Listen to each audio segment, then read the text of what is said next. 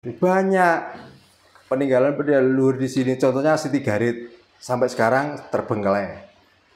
Tidak ada yang merawat. Padahal sampai sekarang ya namanya Siti Garit di Bejagung. Pegawai negeri siapa yang berani menginjakkan kakinya di situ sampai sekarang? Coba kalau berani dengan keyakinannya yang sudah menganggap bahwa itu benar, coba ke situ. Kalau nggak copot, kepengen tahu orangnya Pak.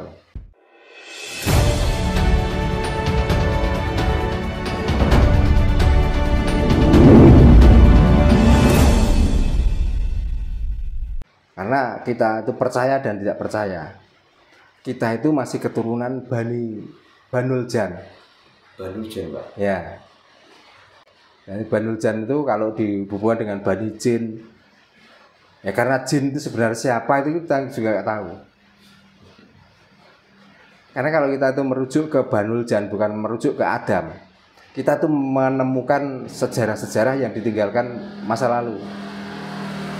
Contohnya di Gunung Dempel Tuban, di situ terkenal ada sendang dua, satu sendang Semar, satu sendang Arjuna. Sampai sekarang itu masih.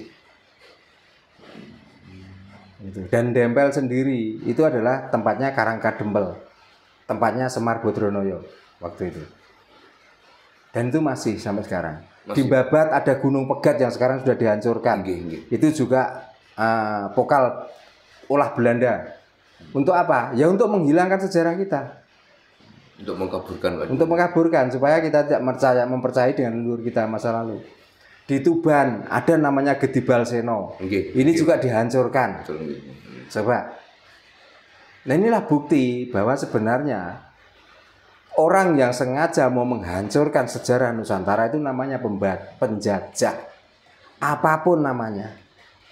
Mau Belanda, mau Inggris, mau Jepang, mau agama, kok di sini tuh menghancurkan sejarah masa lalu, berarti dia penjajah. Itulah penjajah otomatis mau menguasai. Gitu. Makanya agama pun kalau di sini itu terus-menerus seperti ini, tujuannya apa? Tujuannya hanya ingin menguasai Nusantara. Karena apa? Heran dengan Nusantara ini loh. Banyaknya situs-situs purbakala yang ditinggalkan leluhur masa lalu yang sebenarnya negara lain rakyatnya tidak ada satupun yang bisa membuat bangunan yang seperti ada di Nusantara. Itu loh. Bahkan yang sangat mengenaskan lagi, sebenarnya Pemkab Tuban itu juga salah. Salahnya di mana, Pak? Salahnya di perempatan pabrik kapur. Itu ada Tugu 2 yang itu peninggalan masa lalu sebelum Mojopahit. Itu dihancurkan, dihilangkan. Ini kan sudah tahun berapa itu dulu masih ada? Ya sebelum Mojopahit berdiri, berarti masih Mataram kuno. Enggak, yang dihancurkan waktu dihancurkan itu. Kan barusan kemarin. Berapa tahun yang lalu? Setelah ada Bupati Pak Huda ini. Itu sejarah loh, itu sejarah luar biasa loh itu. Karena waktu dulu kalau mau melihat Tuban, walaupun Gapura itu kecil dan di sampingnya itu ada namanya makam ini Kombokarno. Itu untuk pertanda ya, orang mau berlayar, orang pedagang dari luar negeri mau masuk ke kota Tuban tuh hanya melihat itu, satu pohon, dua itu Gapura itu. Dan saya ada ceritanya, ada bukunya, nggak omong kosong. Tapi kenapa waktu Gapura itu dihancurkan kok nggak ada yang protes? Kok dibiarkan saja? Nah ini. Nah di sini dimuat. Oh, gini. Tahun berapa ini?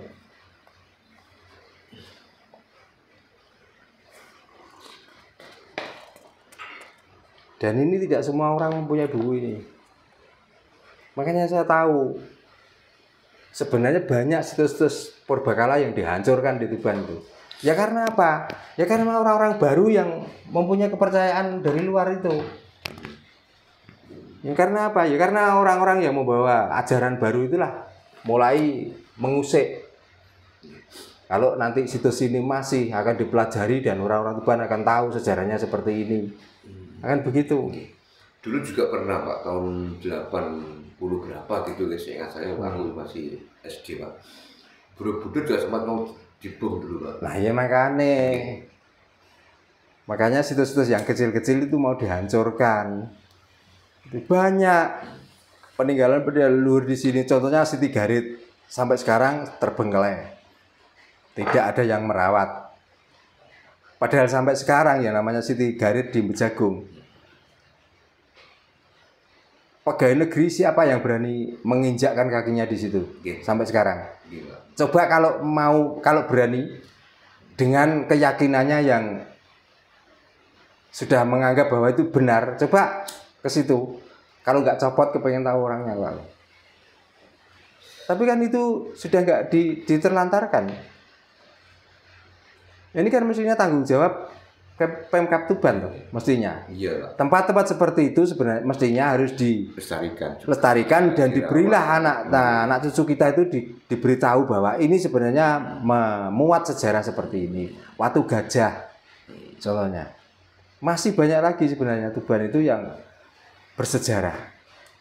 Namun karena akidah kita, kepercayaan kita sudah dirubah, tetap tanah yang paling keramat itu tanahnya di sana. Tanah yang membuat kita itu mendapatkan berkah itu tanahnya di sana. Tanah di sini itu nggak ada apa-apanya. Nah, inilah otak-otak bonor itu maksud saya. Nah, ini kalau orang Jawa itu nggak berani mengajarkan atau menggali lagi sejarah-sejarah Jawa ini. Jawa ini tinggal cerita nantinya. Betul Pak. Gitu. Karena orang Jawa sendiri sudah kebalik, boleh. Jadi mestinya otak itu ada di sini tapi sudah kebalik ada di pantat. Karena apa? Ya karena sudah dirusak oleh ajaran agama itu tadi. Sampai tidak menghargai sejarah-sejarah masa lalu. Malah sekarang itu banyak oknum itu yang bisnis makam palsu Pak. Nah, kalau itu sudah kebangetan gitu lah. Makanya ya termasuk orang itulah baru menampakkan dirinya. Nah, sebenarnya ya orang-orang itu yang menjadi kompor di belakang orang yang menyampaikan ajaran dari luar itu. Makanya dari dulu orang yang merawat kuburan, orang yang membersihkan situs-situs lama, dianggap musyrik, tidak beragama, itu menyembah setan. Itu sebenarnya apa? Supaya tempat-tempat seperti itu hilang, supaya tempat-tempat seperti itu sudah nggak dikenang lagi. Itulah tujuan penjajah. Lah wong kita itu orang Jawa yang mempunyai peninggalan sejarah yang begitu hebatnya. Kok tiba-tiba kita itu cuman diiming-imingi kalau nanti di sana itu akan mendapatkan tempat yang nikmat, akan mendapatkan istri banyak. Kok lupa dengan kenikmatan apa yang ditinggalkan para leluhur kita? Coba. Bahkan tega-teganya ya. Kemarin sudah pernah, nggak perlu saya sebutkan namanya. Seorang kiai mengatakan bahwa leluhur orang Jawa itu adalah orang kanibal. Inilah penyesatan yang sangat luar biasa. Padahal belum ada cerita leluhur kita itu orang goblok, orang yang bodoh. Tidak ada ceritanya. Orang lain itu belum berkemajuan, leluhur kita itu sudah maju kok. Di sini tidak ada tempat-tempat perguruan tinggi, tapi orang Jawa itu sudah bisa membaca, sudah bisa menulis sejarah, sudah mempunyai artikel-artikel yang sangat luar biasa kok.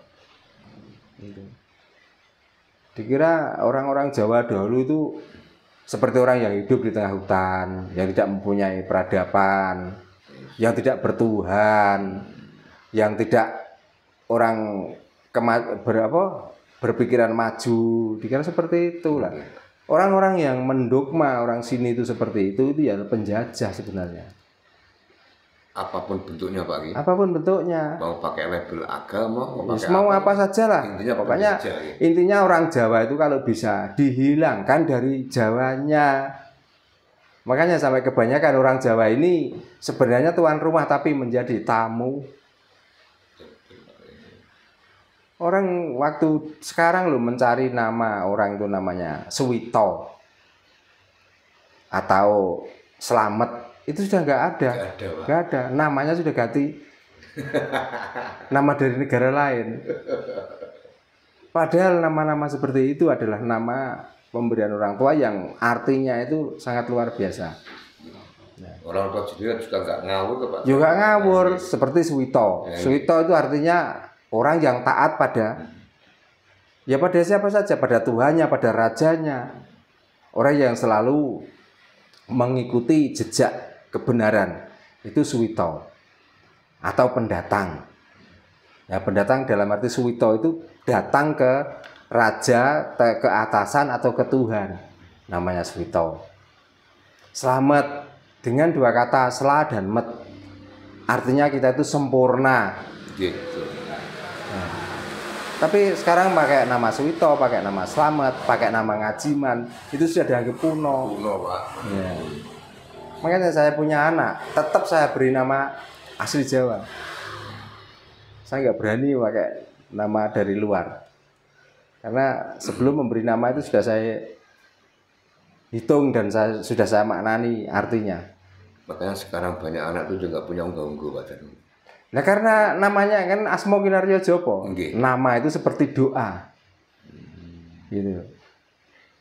Kalau wong tuane kadang gak diambung tangane, ya gitu Pak. Nah iya, tapi kalau wong liya, ya disungkemi diambung-ambung dan lain sebagainya.